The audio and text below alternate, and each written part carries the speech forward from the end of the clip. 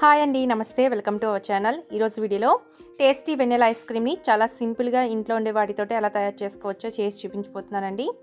ఎటువంటి క్రీమ్ లేకుండా, బీటర్ లేకుండా చాలా సింపుల్గా ఈజీగా తయారు చేసుకోవచ్చు. చాలా టేస్టీగా, క్రీమీగా చాలా బాగుంటుంది. అది ఎలాగో ఇప్పుడు చూసేద్దాము. ముందుగా 1 లీటర్ పాలను తీసుకొని అందులో నుంచి ఒక చిన్న బౌల్లోకి 1/2 కప్పు పాలను తీసుకోవాలి. మిగతా పాలను ప్యాన్లోకి యాడ్ చేసుకోండి. ఈ ఐస్ క్రీమ్ చేయడానికి ఫుల్ క్రీమ్ పాలనైనా లేదా గేదె పాలనైనా తీసుకోవచ్చండి. ఇక్కడ నేను ప్యాకెట్ పాలతో తయారు చేస్తున్నాను. ఇప్పుడు పాలను పొంగొచ్చేదాకా బాగా మరిగించండి. పాలు పొంగొచ్చేలోపు ముందుగా మనం బౌల్లోకి తీసుకున్న పాలలో 2 టేబుల్ స్పూన్ల కార్న్ఫ్లోర్, 2 టేబుల్ స్పూన్ల మిల్క్ పౌడర్. ఇది పూర్తిగా ఆప్షనల్ అండి, మీ దగ్గర లేకపోతే స్కిప్ చేయొచ్చు.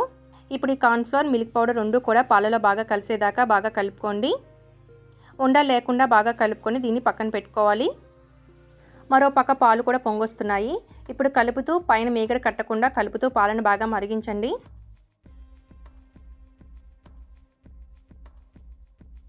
ఇలా 3 నుంచి 4 నిమిషాల పాటు పాలు బాగా మరిగించాక ఇందులో 4 టేబుల్ స్పూన్ల వరకు షుగర్ని యాడ్ చేసుకొని బాగా కలుపుకోండి. ఈ షుగర్ అంతా కూడా పాలలో బాగా కరిగిపోయేంత వరకు కలుపుకోండి.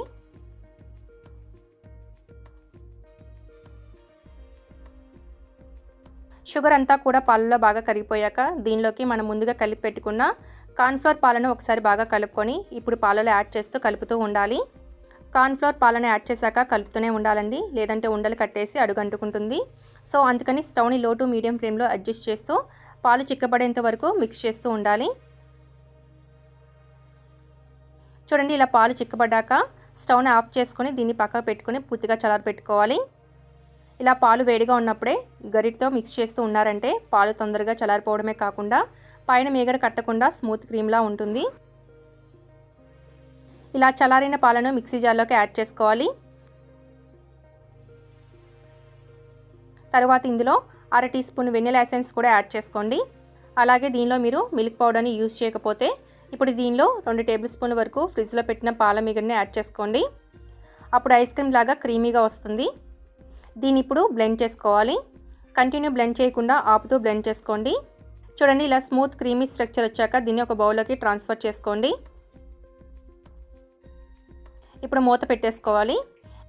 దీన్ని ఇప్పుడు ఫ్రీజర్ని హైలో పెట్టి 7-8 గంటల పాటు ఫ్రీజ్ చేసుకోవాలి. ఇలా 8 గంటల పాటు ఫ్రీజ్ చేసుకున్న తర్వాత బయటికి బాక్స్ తీసుకోండి. చూడండి, ఇలా గట్టిగా అయ్యింది. సాఫ్ట్గా క్రీమీగా ఐస్ క్రీమ్ తయారైపోయిందండి. ఇప్పుడు స్కూప్తో కానీ లేదా ఇలా గుంటగట్టుతో కానీ తీసుకొని ఒక బౌల్లోకి యాడ్ చేసుకోవాలి.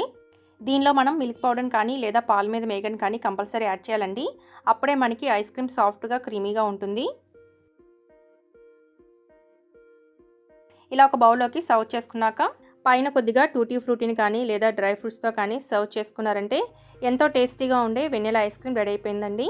సో ఫ్రెండ్స్, చూసారు కదా, చాలా సింపుల్గా ఇంట్లో ఉండే వాటితోటే వెనిలా ఐస్ క్రీమ్ ఎలా తయారు చేసుకోవచ్చో. చాలా టేస్టీగా ఉంటుంది.